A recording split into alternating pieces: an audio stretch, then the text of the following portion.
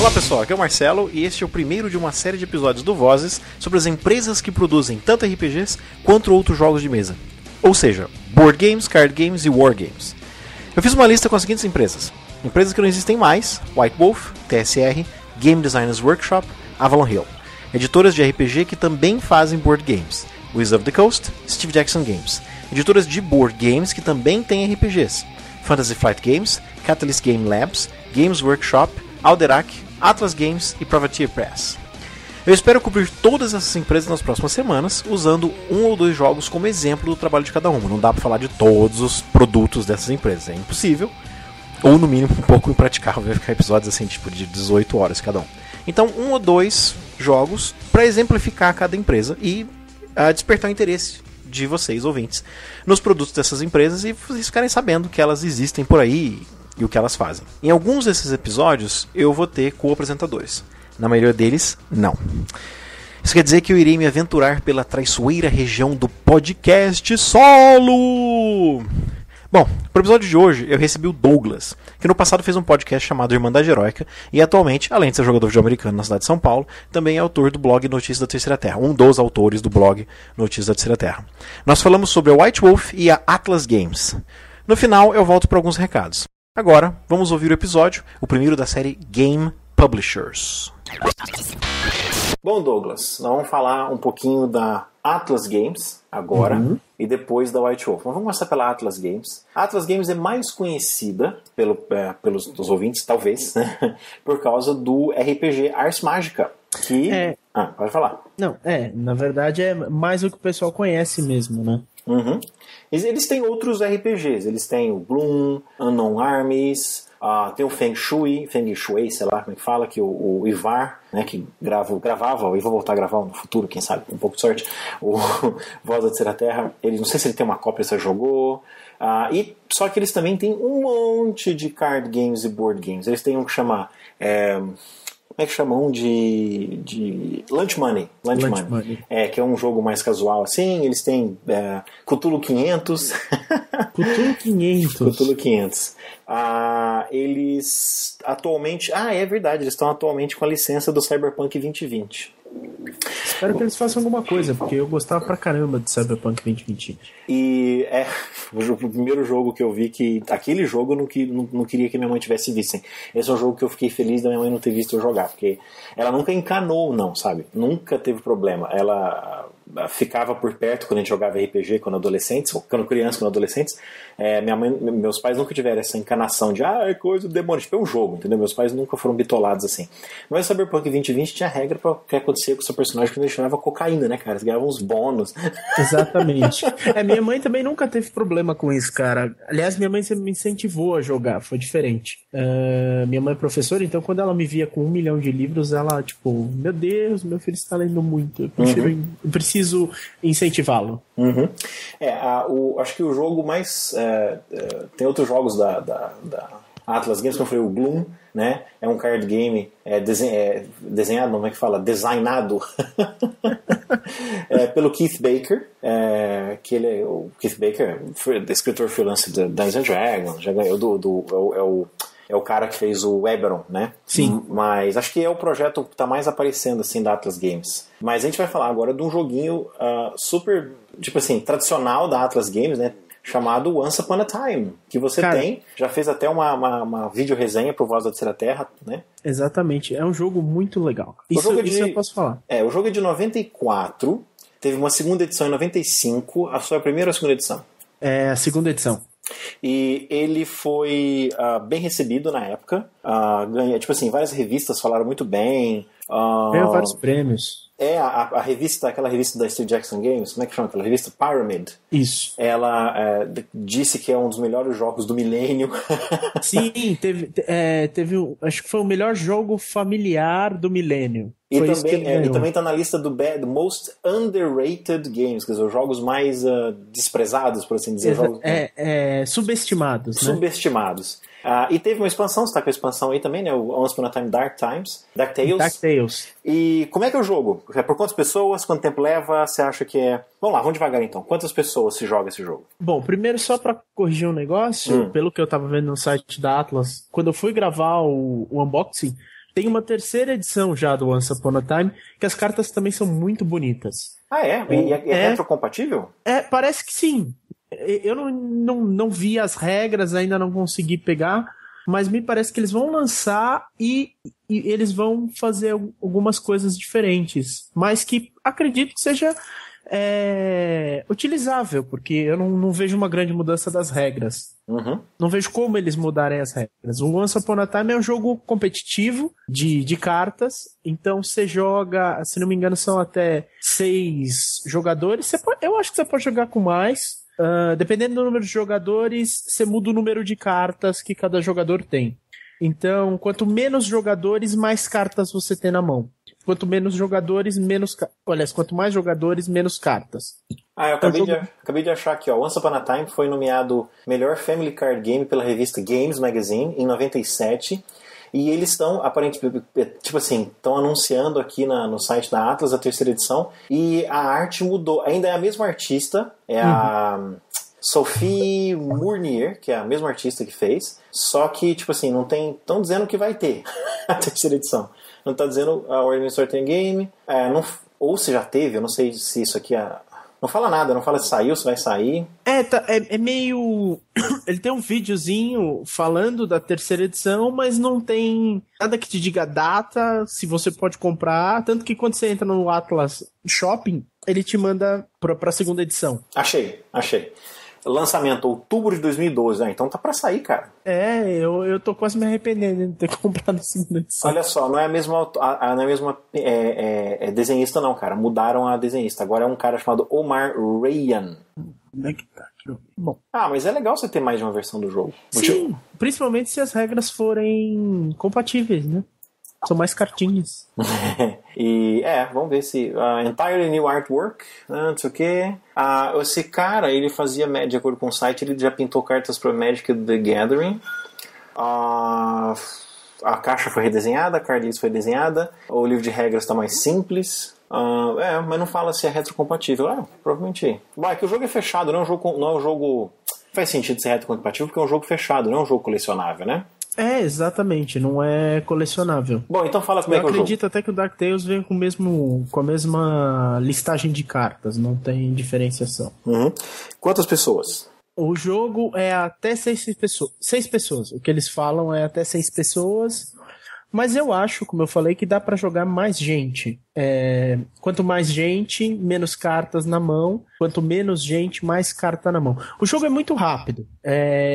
Basicamente, você vai contar uma história e no começo do jogo você saca uma carta de Happy Ever After, que é o final da sua história. Então ele tem lá uma cacetada de finais de história que você tem que ir contando a sua história com as cartas que você tem na mão e chegar nesse final. Durante o jogo, as pessoas vão contando a história, então eu começo lá. Eu posso jogar uma carta por frase. Então, assim, eu tenho na minha mão a carta princesa e a carta castelo. Então eu começo. Era uma vez um castelo que joga a carta castelo, que ficava na beira de um rio. Se você tiver a carta rio na mão, ou alguma coisa próxima, um lago, alguma coisa que você consiga interferir na história, você joga essa carta e você toma o controle narrativo. Então você joga essa carta, e nesse rio vivia um andarilho, e aí você joga a carta andarilho, e aí você vai indo. Quem conseguir gastar todas as cartas da sua mão e chegar no final que ele tem na mão e colocar e terminar a história com aquele final, ganha o jogo. É importante que toda vez que alguém troca o controle narrativo, a pessoa que estava narrando anteriormente compra uma carta. Uhum. Então, é uma forma de dificultar o jogo. Mas o jogo é muito rápido. Se você pegar 3, 4 pessoas com uma boa imaginação, que conheça de conto de fadas, tem escutado quando era criança, você joga umas 5, 6 partidas em 1 hora. Nossa, caramba. É muito legal. É muito legal esse jogo. E é muito rápido. Então dá pra jogar até de 2 pessoas, então. Dá. Mas você recomenda quanto mais melhor, assim, tipo 6 pessoas. Quanto mais melhor, porque você tem mais cartas no jogo. Apesar das pessoas segurarem menos cartas, quanto mais cartas tiver na mesa, mais chances de interferência você tem.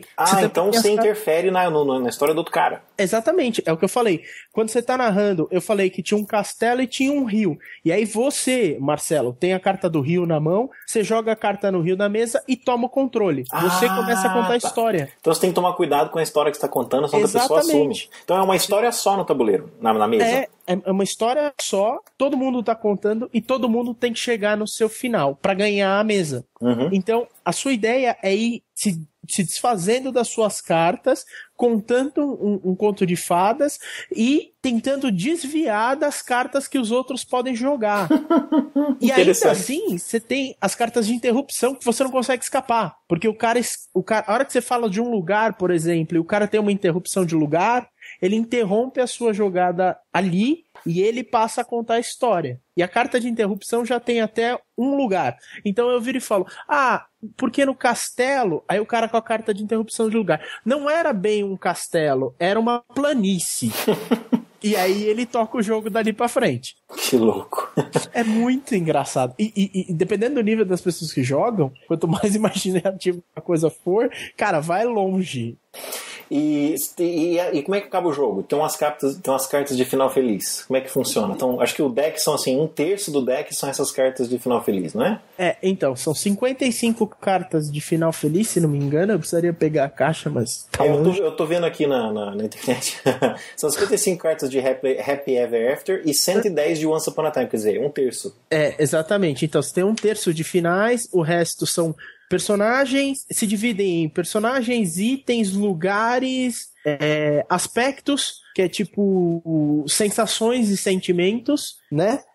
E acho que é isso. Se não me engano, são esses 4 tipos de classe de carta. E aí você tem no Dark Tales os não tão Happy Ever After finais, né? Uhum. São os mais... Acho que são 25 finais mais... assim, mais sombrios. Mas aí, como é que funciona a diferença entre o final feliz e o final sombrio? Então, mecanicamente é a mesma coisa. Você tem que contar a história e você tem que chegar nesse final. Só que, por exemplo, enquanto eu tô tentando chegar no final assim, e no dia seguinte eles acordaram e viram que tava tudo bom. Você tá tentando chegar e no dia seguinte ela foi colocar flores no mausoléu dos seus filhos. Como é que essa história vai chegar? Entendeu? Então você tem que tentar tomar o controle narrativo o máximo possível para você levar para um caminho mais de uma história mais dramática ou mais de horror, enquanto eu vou tentar colocar a história assim, super alegre para chegar no meu ponto de vista. Então, no meu final, que é o que eu quero para ganhar o jogo. Saquei. Bom, então não é um jogo muito difícil, né? É um jogo familiar, dá pra jogar com criança, imagino. Dá pra jogar com criança, com mulher, mãe, pai. Então não é um jogo para... tipo assim, você não precisa ser um gamer hardcore, muito pelo contrário, né? Muito pelo contrário, você não precisa ser RPGista, praticamente dito, você não precisa ser hardcore. É um jogo que você pode jogar com seus amigos. E ele depende muito de linguagem? Você tem que saber inglês pra jogar? Precisa, porque as cartas são em inglês. Mas não tem muito texto. Se você manja um pouquinho de inglês, você consegue jogar. Consegue. Na verdade, a carta só tem o nome dela. Então, assim, Death, Prince, Castle, é só a palavra. Então, se você tiver um dicionário do lado, antes de começar o jogo, pra quem não conhece inglês, o cara pega as cartas dele, rapidinho dá uma olhada, alguma que ele tem dúvida, e aí dá pra começar o jogo. Saquei. Bom, então esse foi o nosso exemplo da Atlas Games, que é tanto uma empresa de card games quanto de RPGs. Agora, vamos falar de uma empresa que, na verdade, não existe mais, mas costumava ser... Efetivamente não existe. Porque fazendo a conexão com a Ars Magica aqui, né? A Ars Magica foi criado pelo Mark Henhagen, que foi o criador da primeira edição de Vampiro à Máscara. E ele criou a Ars Magica antes, né? Tanto é que muita coisa de Ars Magica você vê no Mago à Ascensão. Vamos falar então da White Wolf, que costumava ser uma empresa de RPG e se aventurou, né, em meados da década de 90, se aventurou no mundo dos card games com algum grau de sucesso, né? Tipo assim, não era a área deles. esse eu joguei um e você jogou o outro. Então vamos começar pelo jogo que você jogou, que foi o Jihad, que depois mudou para Vampire: The Eternal Struggle, certo? Exatamente. Esse jogo tem uma história interessante porque ele começou como um jogo da Wizards of the Coast. Em 95, gente, Wizards of the Coast era conhecida pelo... era uma empresa novinha, pequenininha, que tinha um joguinho chamado Magic. Eu acho que em 95 estava na terceira edição ainda. O jogo tinha acabado de começar. Eles eram mais conhecidos pelo Robô Rally, né? Que era, a Wizards of the Coast era pequenininha, então a White Wolf licenciou, ou talvez tenha contratado a Wizards, para lançar o Jihad. Depois eles readquiriram a licença e lançaram o Vampire: The Eternal Struggle. Foi esse que você jogou, certo? Exatamente. Tá. Eu joguei o Rage, que foi um jogo que veio depois, que também teve 2 versões. Eu joguei só a primeira versão. Mas vamos falar do Eternal Struggle primeiro. Como é que... Era um jogo colecionável, né? Então você tinha que comprar decks e boosters. E como é que jogava? Na verdade, ele era colecionável, mas tinha bem menos cartas por ano do que Magic, propriamente dito, né? Basicamente o jogo... E o legal é que o jogo seguia... O jogo de cartas seguia o storyline do jogo de mesa, né? Então tinha os personagens. Tinha os personagens, as edições seguiam... de uma certa forma o que estava acontecendo no mundo de RPG, com as expansões. Então chega uma hora que você começava a ter caçadores humanos, você tinha um clã de tudo quanto é coisa que saía, eles refletiam no jogo de cartas. No jogo de cartas, basicamente você representa um antediluviano e você influencia os vampiros mais jovens, né? Afinal de contas, você é um antediluviano, quase todo mundo é mais jovem que você. Eu acho que é o contrário, é antediluviano. Antediluviano. Porque antediluviano você é contra o delúvio. Tá certo. Antediluviano. Tá bom, é antediluviano. Você é um antediluviano. Agora vamos falar assim o resto do episódio. Um antediluviano. E você influencia os vampiros mais novos pra jogar.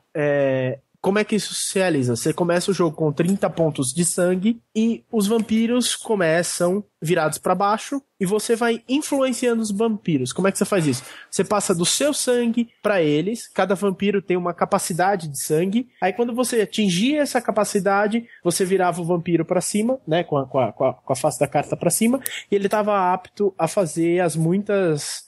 ações no jogo. Seu objetivo era derrubar os outros antediluvianos. E você não necessariamente ganha sendo o último a ficar na mesa. É porque dá pra jogar de mais de 2 pessoas, né? Sim, o jogo é até bem mais interessante quanto a mesa é maior. Entendeu? Você pode jogar com 30 pessoas na mesa. É uma zona, mas você pode jogar com 30 pessoas. Vale lembrar que esse jogo, o designer do jogo, era um rapaz chamado Richard Garfield, que foi o cara que inventou o Magic the Gathering, inventou o Netrunner. Eu não lembro se você lembra do jogo de cartas do Netrunner, e também foi o responsável pelo Robô Rally. Ele foi o cara que deu o chute inicial na Wizards of the Coast.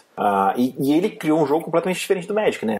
Não tem nada a ver com o Magic the Gathering. Não, é assim, primeiro que você depende dos outros jogadores pra ganhar. Você já começa assim.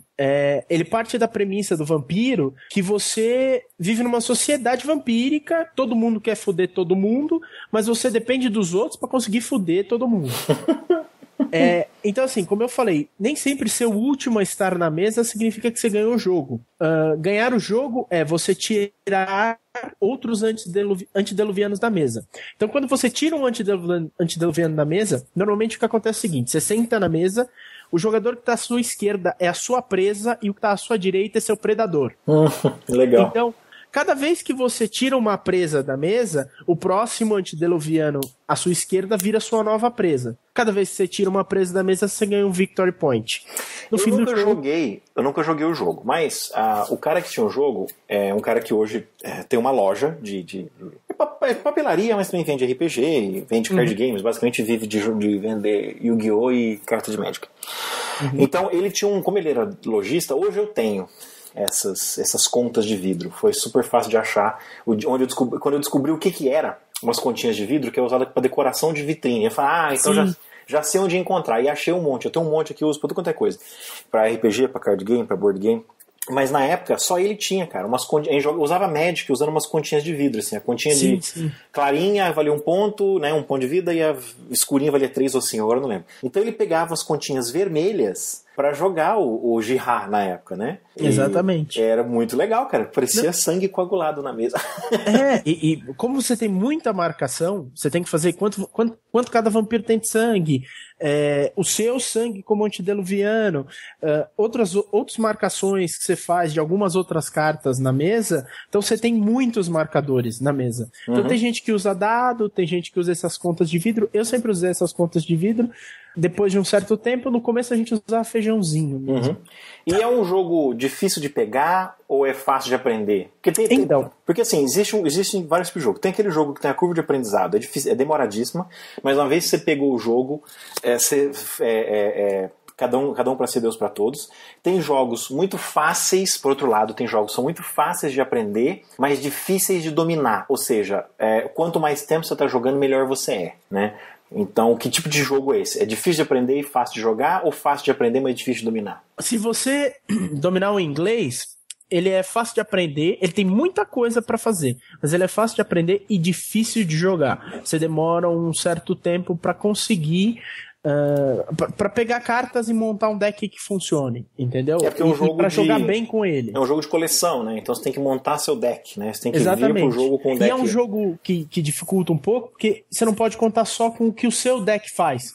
Você tem que contar um pouco com o que o resto da mesa faz. Tem muitas decisões, por exemplo, votações, que você depende do voto dos outros na mesa. Que todo mundo pode, de repente, não querer votar com você. Tem que fazer coisas que agradem outros jogadores para você poder ganhar certas vantagens durante a partida. Legal. E quanto tempo dura uma partida? Cara, pode durar umas 2, 3 horas, dependendo da quantidade de jogadores. Em média, demora umas 2 horas. É uma mesa de 5 jogadores, umas 2 horas.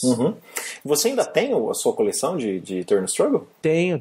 Todas as minhas cartas aqui, meu deck. Na verdade, eu jogava com um deck de Ventru de porrada. Era muito divertido, porque toda hora que alguém via um Ventru virar na mesa, todo mundo fui lá vendo deck de voto.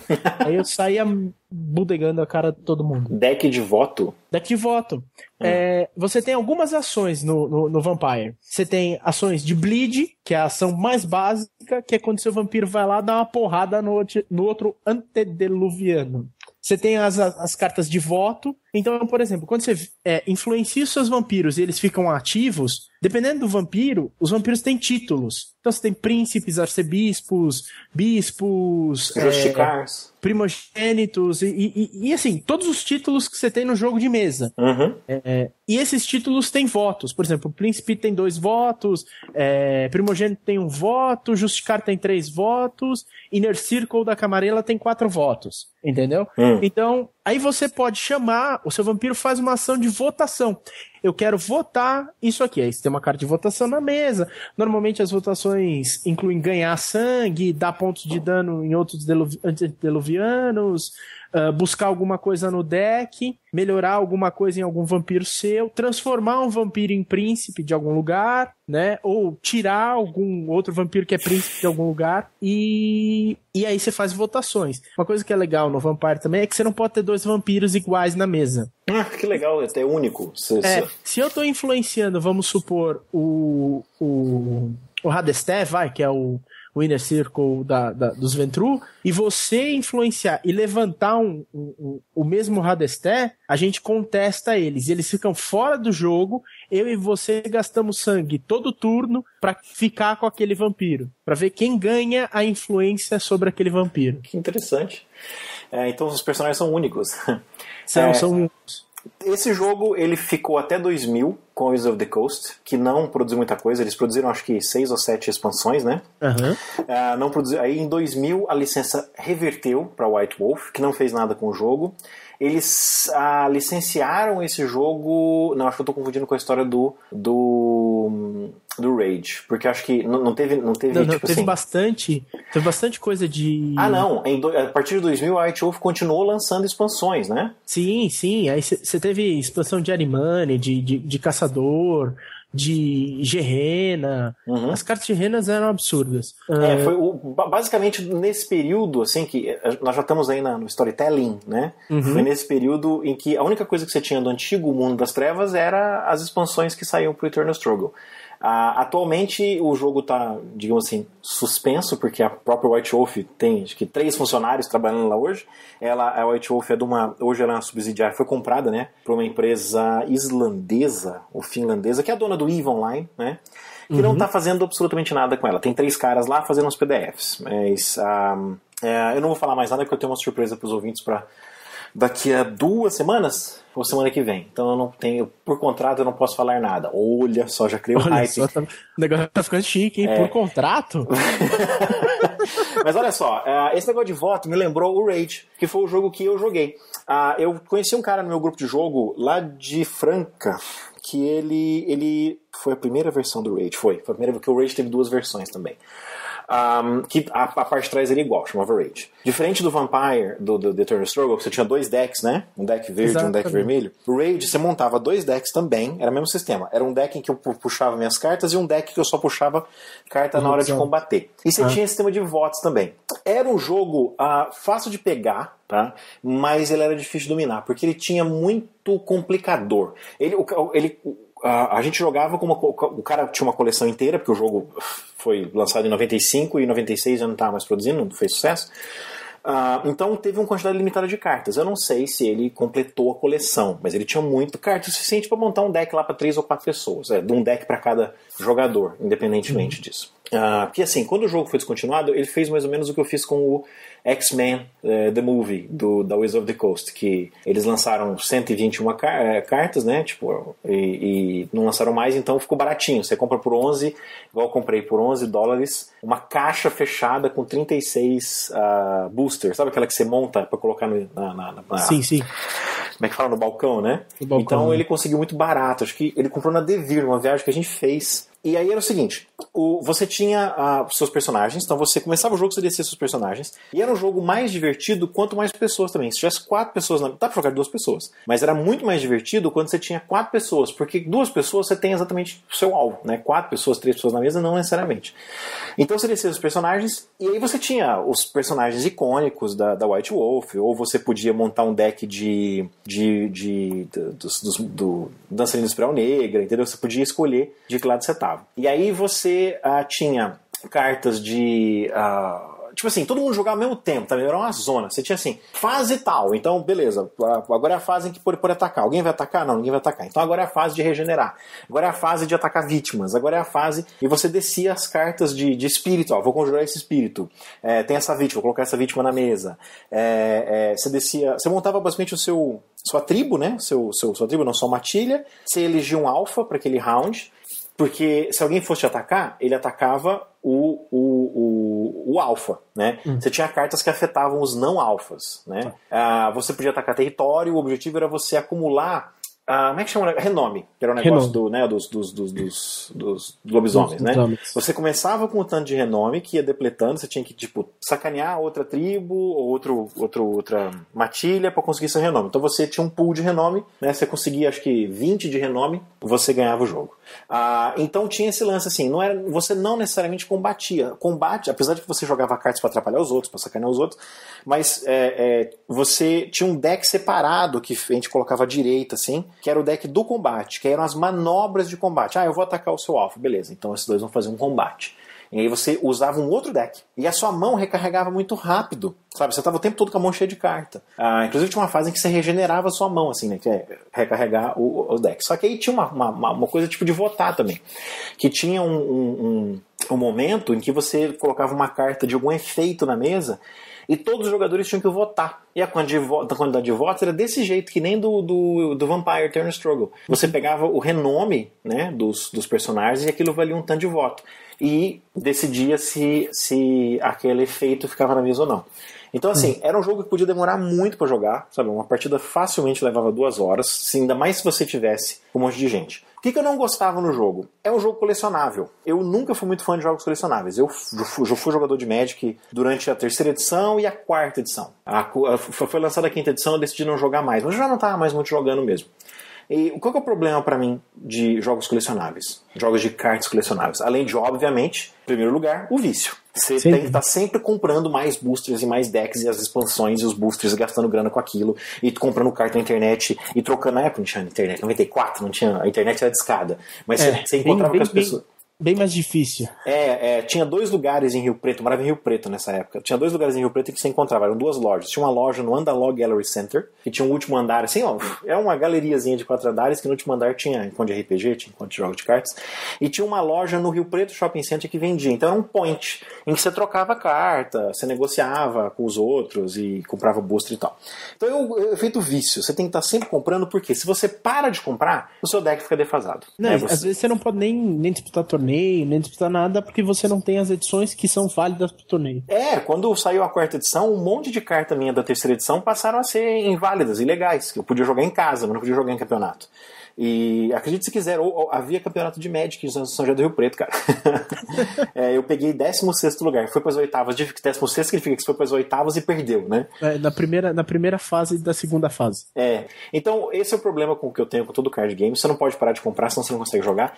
E segundo, se você consegue facilmente montar um deck matador. Uma coisa que eu via no Raid que era muito chato é que saía muita carta inútil na mão. Você falava, nossa, porque tinha carta fraca. Você tava criando aquelas cartas mais poderosas. Então isso é uma característica de jogo de cartas colecionáveis. Você vai acumulando, você tinha no Raid, devia ser que nem o Vampiro, tinha cartas comuns, incomuns, raras. Não, acho que não tinha incomuns. Acho que eram comuns e raras. Incomum e rara. Então tinha incomum. Comum, e tinha as Chase. As Chase só vinham nos boosters, eram as, digamos assim, as ultra raras, por assim dizer, né? Uhum.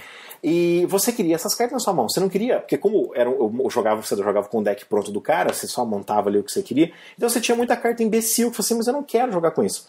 Os jogos não colecionáveis, né, jogos de deck building, como os que eu tenho, por exemplo, Star Trek ou Card Goblins, todas as cartas são muito legais dependendo da sua estratégia. Eu quero montar uma estratégia de combate, então você vai comprar aquelas cartas que está no meio do pool coletivo, vou comprar as cartas que eu quero de combate. Não, eu quero um deck mais de diplomacia. Estou falando do Star Trek, por exemplo, da Bandai. Então você não tem carta ruim. As cartas mais fracas, elas são mais baratas, assim, na mesa de jogo, pra você gastar XP e comprar.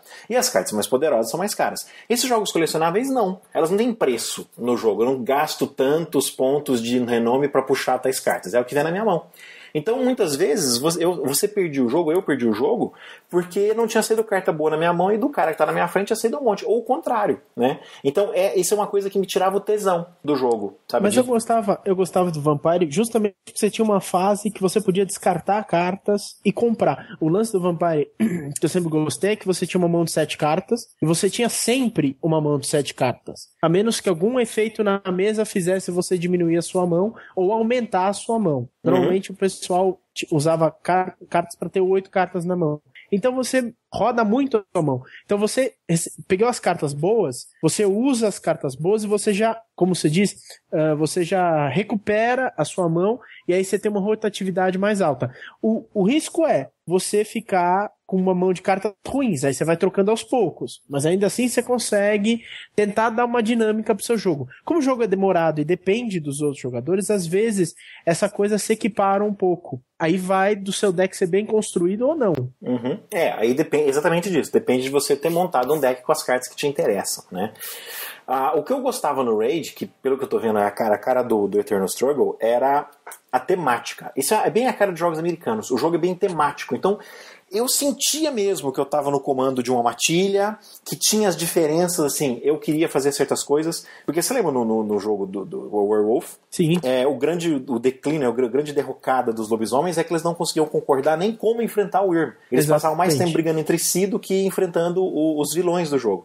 E isso era a cara do jogo, porque as mecânicas do jogo, né, você jogava a carta tinha uma carta de você jogava uma carta pra você poder regenerar sua mão. Sabe que você estava 100% na mão? No Raid você tinha uma carta que você tinha que jogar pra você puxar mais 5 cartas. O jogo era de 5 cartas na mão. Porque você já tinha os personagens na mesa, né? Você tinha cartas de missões na Umbra, que aí o cara falava, não, mas espera um pouquinho, essa missão não quer dizer nada. Então você entendia, você via ali que era aquela briga entre as como nós vamos enfrentar os inimigos. E você tinha as cartas de Fomor, você tinha as cartas dos dançarinos, você podia meio que se corromper, né? Pensando assim, assim que eu vou conseguir salvar o mundo, salvar a Gaia. E o importante era conseguir renome, não era nem salvar. Então, isso era divertido. Esse tema, você sentia que você estava jogando uma versão de cartas do jogo de RPG. E isso fazia o jogo ficar muito interessante. A temática do jogo. No Vampire tinha bem isso também. Porque quando você tá fazendo as coisas, você vai fazer a tua ação, então você vai falar, fulano quer virar príncipe de não sei aonde. Aí outro cara vai falar, o que eu ganho com isso? Aonde eu ganho com isso? E você começa a discutir, aí você começa a fazer algumas coisas, o jogo começa a ficar pessoal. Eu lembro muito bem, quando eu jogava com o meu deck de Ventru, os Ventrus são muito ruins pra bater diretamente com outro antediluviano, e o meu deck faz justamente isso. Pra isso eu tinha que usar 1 milhão de cartas de disciplina, de dominação, porque aí eu tenho que dominar todos os outros vampiros do cara pra ninguém me bloquear e eu poder passar, entendeu? E aí quando você vai jogando as cartas, você vai mesmo que tirando um sarro da cara do outro jogador, assim, de uma forma esportiva, vamos por assim. Então, eu tô indo aí, vou enfiar a mão na sua cara, esse filho da mãe aí não vai acordar pra me bloquear, entendeu? Isso é uma frase típica de quando eu jogava, por exemplo. Muito legal.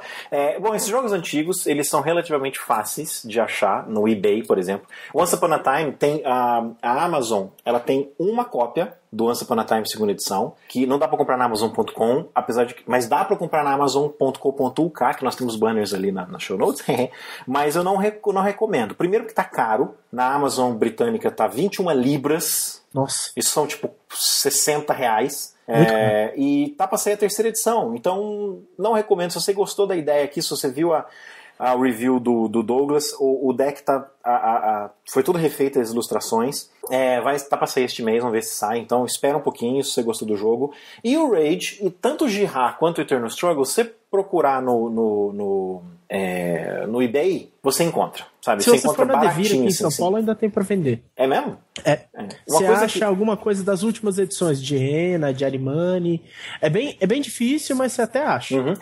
Se você procurar no eBay, você encontra aquelas caixas, que não falei que eu comprei do X-Men. De boosters, né? Você compra isso, uma caixa selada de boosters por tipo $20, sabe? Então é fácil você completar sua coleção, por assim dizer.